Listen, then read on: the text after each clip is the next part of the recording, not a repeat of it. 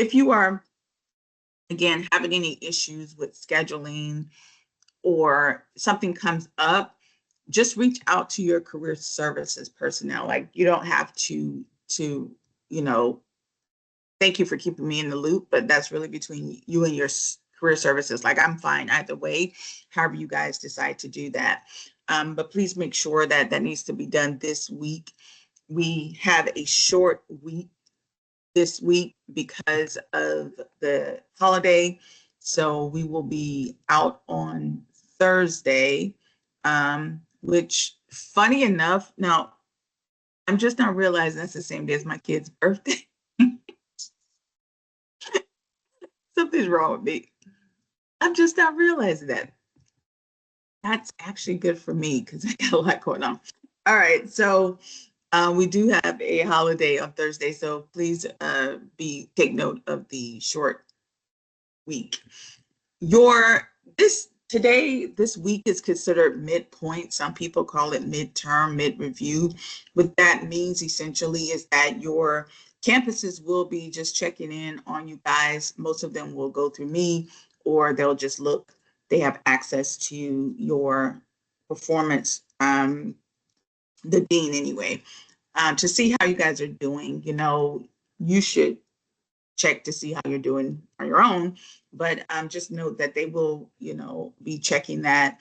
Some of them have policies. You guys know what campuses have policies on. If you're not at a C or higher at this point, that, you know, whatever those requirements are for your campus, you know. So just be mindful of that. All grades have been, all things have been graded. Now, there may be one or two stragglers that I need to go back and check, but for the most part, you should know where you're at this morning. If you've put something in that I haven't seen, that will be graded tonight, but I think I taught everything this morning. So, all right.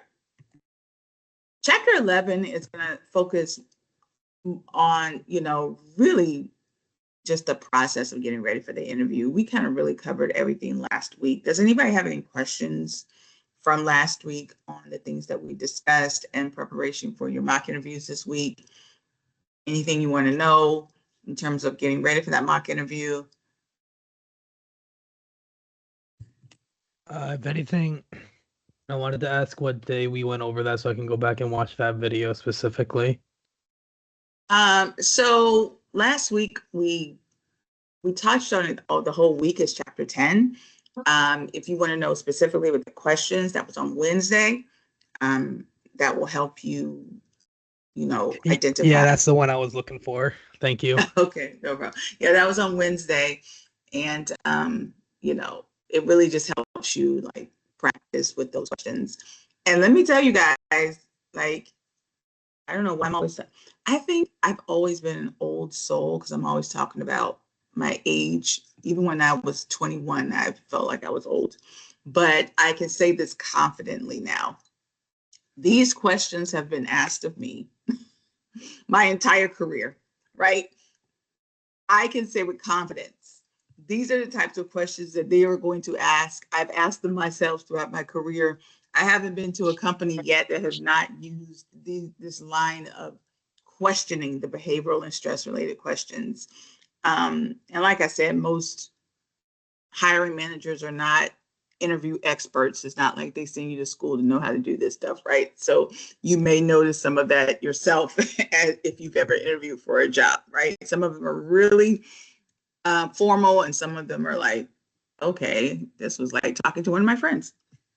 But chapter 11 is going to talk to you mostly about some non-verbal things that you may or may not have figured out, and a little bit about, you know, the second and third interview and what to do post-interviewing. So that's what we're going to focus on this week. We all know that first impression is a lasting impression. We've heard of that 1,000 times, right? What you may not have heard of before are these things called subjective elements. And chapter 11 really digs into that. Subjective elements. These are things that contain, oh, let me just put everybody on mute. that could contain some bias, right? And they are more emotional than logical. What does that mean? Interviewers are people too, and they contain biases. You know, we all love to think that we are not biased people. We all like to think that we're very logical, we're very objective, but you know, most of us, if somebody came to interview and they came into our interview room, and let's say they had on really loud smelling cologne or perfume, maybe they had on really shiny jewelry, they had their sleeves rolled up and they had tattoos everywhere, ear piercings everywhere, their colors were all loud, and you know, their hair was in a design, male or female, that we just could not identify. What would you think? What would you be thinking? Most of us would not be thinking, oh my God, this is a rock star. I mean, maybe it could be a physical rock star, but most of us would not be thinking, this person is going to come in here and crash it. They're going to be the best candidate ever, right? There are a few of us that could look past that, But in all honesty, there would be so much going on with that person that it may be hard to interview them. Is that not the case? Like maybe you just really like tattoos and this person is tatted up. Like you're going to be so focused on the tattoos, or maybe the cologne or the perfume is so extreme and maybe you have allergies. What happens then? So you're sneezing, you're coughing, you're hacking, and it's disturbing your ability to focus on the person, right? Maybe you love tattoos. Maybe you love the way they smell. Maybe you love shiny jewelry. But what is going to happen? It's a distraction. And put yourself as the interviewer now. Do you want somebody paying attention to how you smell or the words coming out of your mouth? Hmm? So this is why we always tell people, listen, this is the only time you only want someone looking at your face and the words coming out of your mouth. You're trying to make an impression. You're trying to sell yourself.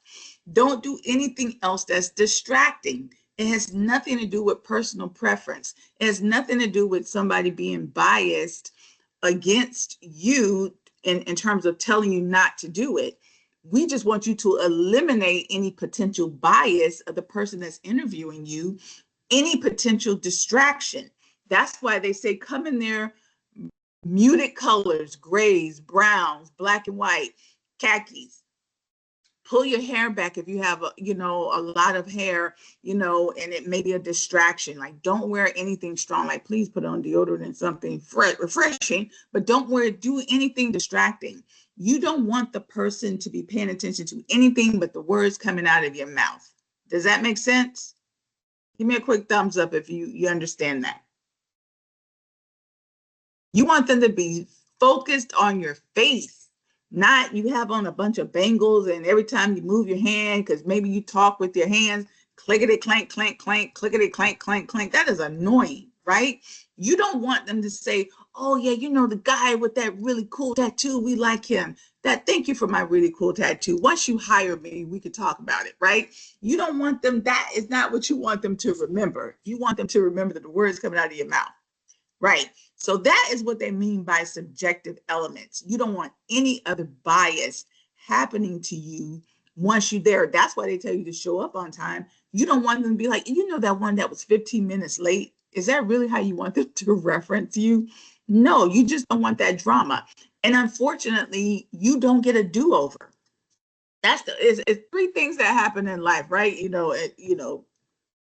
Subjectively speaking, if you don't believe in reincarnation, but you wake up, you're born one time, you die one time, and you get one time to make a first impression. That's it, right? Once you make that first impression, that is how people are going to remember you. Is it not the case?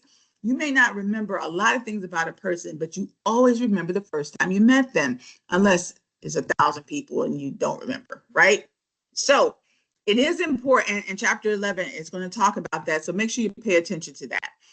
Again, we've discussed this over and over, and 10 and 11, for showing up on time, the reception desk.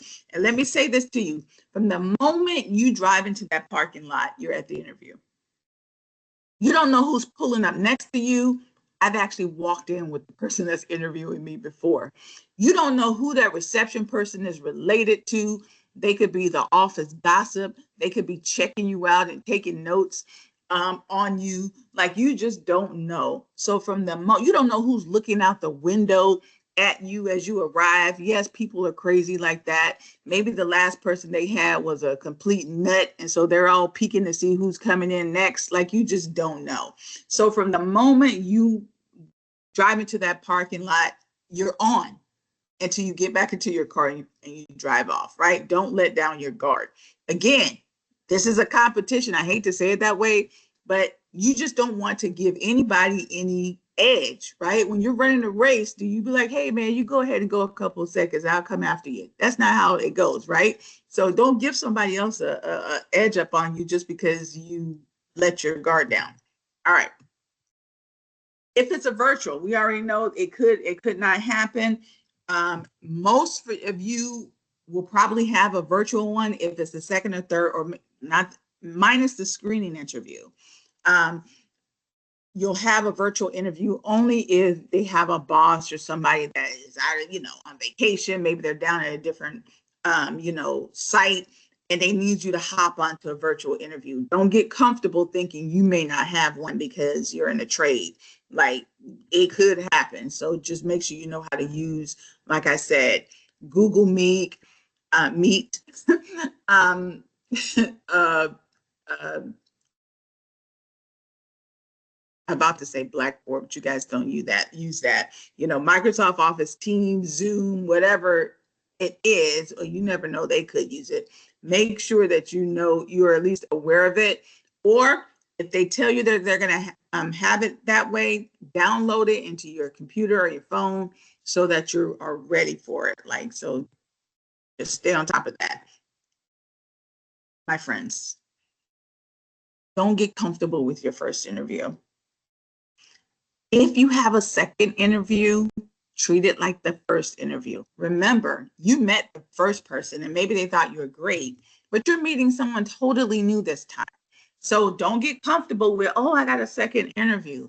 I've seen people I had a friend that he was up for, like a director's job at a campus. Y'all know your directors at campuses. He had 10 interviews and he didn't get the job. And you say, why would he have 10 interviews? Well, he's up for a big position. So he had to meet with the boss. He had to meet with his colleagues. He had to meet with the board. He even had to meet with some students. Like, he had to meet with a lot of people. And can you imagine, he did not get the job? Now, of course, he soon left thereafter because he was physically, and he worked there. Can you imagine? So don't ever get comfortable in that first interview until the HR person offers you the job. You don't have the job. So when you go into that second interview, treat it like your first. You don't know what the other person has told them. Sometimes they don't even have time to tell the person something, the second person is interviewing you. You don't know the importance of that person that you're being interviewed by in that second interview. So just treat it like the first. I almost didn't get a job from my second interview, and it was virtual. And I hate virtual, to be honest with you, because I'm a very expressive person, and so it's easier to read me in person. Sometimes when it's virtual, I also tend to though take cues from the person. Like, I'm a chameleon. I take cues from my environment. So I can get along with anybody in person. You'll notice that. But if it's a video, I can't really read your emotions or your mannerisms as much. So sometimes I can come across flat. I killed an interview in person, and then I had to meet with the boss virtual. And he was a Marine. Anybody know how Marines are, right? He was an ex-Marine. I'm an Army ex-veteran, so I kind of picked up on the energy, but he was being really really coming across indifferent and stern. And so he went back and he was like, you sure you want her? Now, fast forward, me and the guy became the best of friends, but he was hard on me. And it just did not go over well. So I almost didn't get that job because he was like, I don't know about her. And I'm like, well, I don't know about you either, but I still got the job because the person that met me really, really, really wanted me. So please don't ever get comfortable with that second interview. Just take my advice on that. Now, after the interview process, what needs to happen? You are not done. Number one, let me tell you, like I've said to you before, if you find out in that post interview questions, am I the first to interview? Am I the last to interview? You can even ask, what's the process? Because you can kill this interview. And they're like, yeah, but then now you have to do this hands-on assessment and you have to pass with an 80%. Like, make sure you understand what the hiring process is, right? Why is that important? Because that'll let you know whether you need to keep, well, you should keep interviewing anyway, but you'll know, how much wiggle room you have. Like if these people are talking about letting you know it's Friday and they're going to let you know on Monday, okay, that's great. Or let's say they say they're going to let you know within a week, but you have an interview on Tuesday. I'm going to go to that interview. If they say to you, well, I'm going to go either way. Even if they say to you, we really want you, we just need you to meet with our boss to get his, blessing. I'm still going to go to my other interview. But, the point is you need to know how much more you need to look, how aggressive you need to be. Keep looking while you are waiting for that answer, right? But mainly, right when you leave, make sure you get that person's contact information. Why? Don't assume you're always going to get it from like the screener, or maybe sometimes if the person is the person that is going to meet with you and they set it up, you'll have their contact information. But for those of us that you're going through HR, try to get the person's card, get the person's first and last name. Why? Because as soon as, and I say as soon as you leave that interview, guys, don't let it go past 24 hours. Send them a thank you. Send them a thank you for the meeting. And what you want to say in it, one thing that the person said to you during the interview, that's another reason why you want to have a scratch pad and pencil. If this guy went on and on, or this girl went on and on about their new project that they're going to have you go down to, that they're so excited about in Tampa, Fort Myers, or Central Florida, wherever it is, and they said to you that, how they had to go 10 rounds to get the project, and you're going to be on a very, senior team, and, you guys are going to make it's so important you make a good impression, whatever they say, right? Make sure in that follow-up email that you're going to say, hey, Tom, thank you so much for the opportunity to meet with you. I share your enthusiasm about this major project that I have the potential to work on, right? Say something, just one thing to let that person know that you were listening to what they had to say, which is another, key way to make yourself stand out from the crowd, is to let that person know, yeah, I was listening to you, Tom, and I put that in my thank you. And then the thank you email will just end with, I can't wait to hear back from you guys soon. And that's it. Like, your thank you email should not be more than 3 sentences, guys. Don't dig in there and go on and on and on. Just thank them for their time. Say one thing that lets them know that you remember them, and then do that call to action, which is, I look forward to hearing from you guys, right? That lets them know I'm waiting for a response. Don't just be like, thanks again. No, I look forward to hearing from you guys, right? So that is what you are going to do in that follow-up message. So why does the book talk about managing your emotions? That is why I said, just because it sounds good doesn't mean it's going to be good. They can love you and they may really love the person after you, right? You don't know what you're up against. So continue to do your job search until you have a signed contract. An offer letter sometimes doesn't even mean anything. I've gotten an offer letter from a job, 2 of them, maybe even 3 of them in my career, and still didn't get the job. You know why? The people changed their mind, right? And then I didn't hear anything else from them. Like, oh, you got the job. Here's your job offer. I signed it. I never heard a peep. Can you imagine? Later on, they say, oh, we decided to go into another direction, or we decided to hire somebody from within. The nerve. So Listen, until you sign and they sign and you have a start date, you don't have a job, right? So just continue to look. Now, there are some people that even continue with their job. So let's say you apply to 5 jobs, you really like one better than the other, but they haven't reached out to you yet, and then somebody else offers you the job, or you have another interview. I may still go because in that first 30 to 90 days, how do you really know if you like a job? You get my point? Don't don't don't like blow off some other company just because you get a job.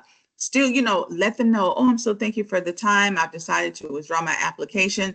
Be courteous, be respectful, be professional. Because a job you took could be a dud.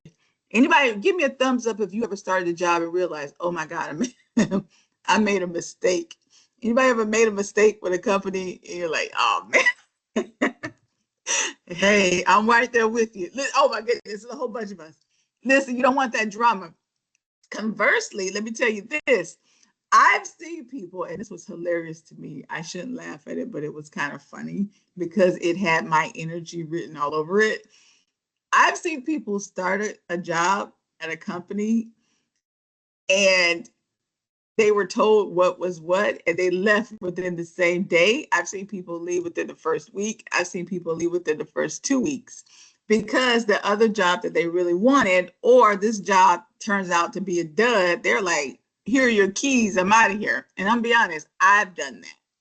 I've done that. Now, I'm not saying that hopefully it doesn't make me look like a bad person to anybody, but trust me, corporations do not love you. You are a service that you are providing. So don't take it. It's better to say it on the front end, the back end, right?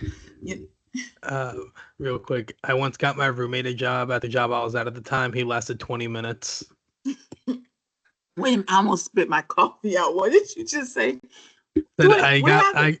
I got him a job at where I used to work, and he lasted 20 minutes there because the No. supervisor that he was gonna work under was super micromanagey and Oh talked yeah. down to people. So he Oh was like, yeah. "I'm not gonna deal with this. I'll take my chances being Listen, unemployed." this was your friend, Roommate, your roommate. Let me tell you, I don't know the current roommate's name. Huh? current roommate, Okay, what's their first name? Ryan. Tell Ryan he's my kind of person because that's me. I don't play with it. Let me tell you something.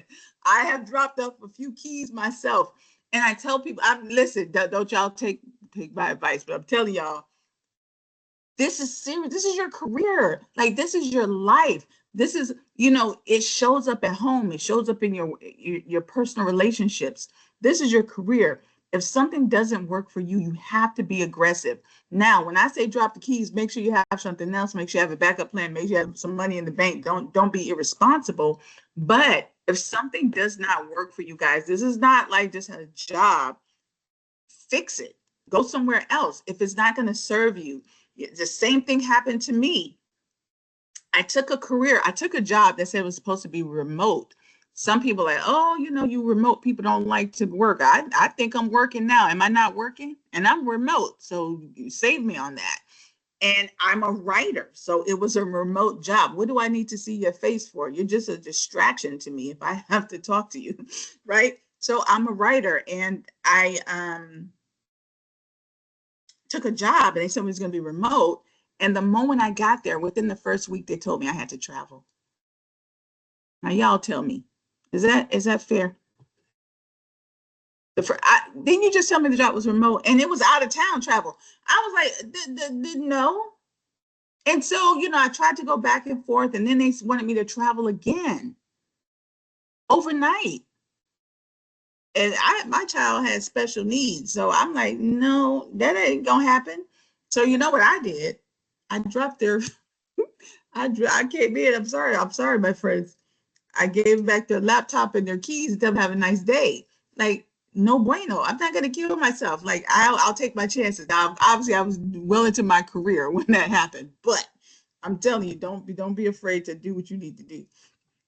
All right. So rounding this out, the employment process includes what? Obviously, evaluating the job offer. Now, it says evaluate because we want you to negotiate. Now, maybe not in the beginning, what you need to do.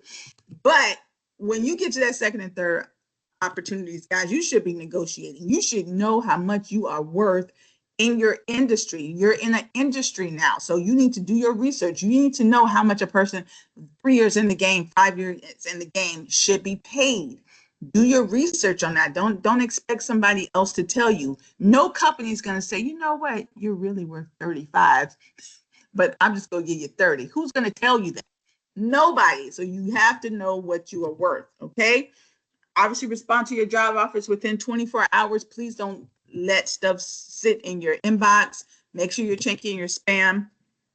And you have to sign up on that employment verification sometimes. Obviously, to get background checked and whatever else, right? So you know that those basic things. All right. Let's participate. Here we go. I want you to tell me, show me or describe what you would wear to your interview. What, teacher? Why do you want me to do that? Well, we just got finished talking about bias, right? So I want to know, and all of you guys are in different career industries. So if your instructors have been doing their job, your other instructors, they should have told you what you're supposed to wear to your interview. Anybody want to tell one of us? Your programs, there's different people in different programs here. So I may have a VA, a welder, HVAC, electrical. Was anybody told what to wear at an interview? Either by your instructor or maybe your career services person? It's not all what you think. Not all of us wear the same thing. Nobody's been told? Go ahead, Damien. I'm part of the vet program, and even though we could wear scrubs, they don't want us to wear scrubs. They want us to wear like business casual. Unless what? Unless we were told to wear scrubs. That's exactly right. Because now, if you're going out to a rural vet clinic somewhere and they deal with farm animals, they may say, wear some scrubs, right? Otherwise, don't show up in scrubs. And that also means don't show up to your mock interview in scrubs. Mock interview people don't like that. They want you to show up professional, right? So, but you may also be told to do what? Any welders? Who's in the welding program? Do I have any up here? I don't know. Oh, we weren't told as far as I remember. Oh, not yet? Okay. But most welding interviews are done at sites where you just don't, you're not going to wear your penny loafers, right? They're probably going to tell you, wear steel-toed shoes or wear some boots or, maybe, if you're going to do like a walkthrough, wear some pants. You don't mind getting a little dusty. You may hear that. Even if you haven't been told by your instructor, you should be told that by the person that's screening you. So just be prepared for that, because there may be a few of us that don't have steel-toe boots, yet, and you're not aware of that. So, those things are likely. I would Google it. If your instructors haven't told you that, definitely Google it. Like, what typical attire for my industry during an interview, or typical attire in general, right? So, because we all may wear different things. All right. So what I want you to do is to tell me or show me what you would wear in an interview. So you can say something like, at an interview for a VA, I would wear professional attire, or here is what I would wear. You can take a picture of it, just snap it, put it up there if you want to write it out. However you want to do it, that is what you're doing for your participation. Just for us to make sure you know, which I know most of you do. It is like to an interview in general, to our specific fields. Oh, no, to your specific field. To your specific field. Thank you for the clarification. To your specific field, right? Because obviously what a VA person wears is going to be totally different from what an HVAC person wears. Unless they've been told something different. Like what I would wear to a corporate interview, obviously it may be something totally different from what you would wear to an electrical interview, right? If I'm going to corporate, and even if I'm going to a corporate person, like I have to dress formal, period, short stop. But watch this.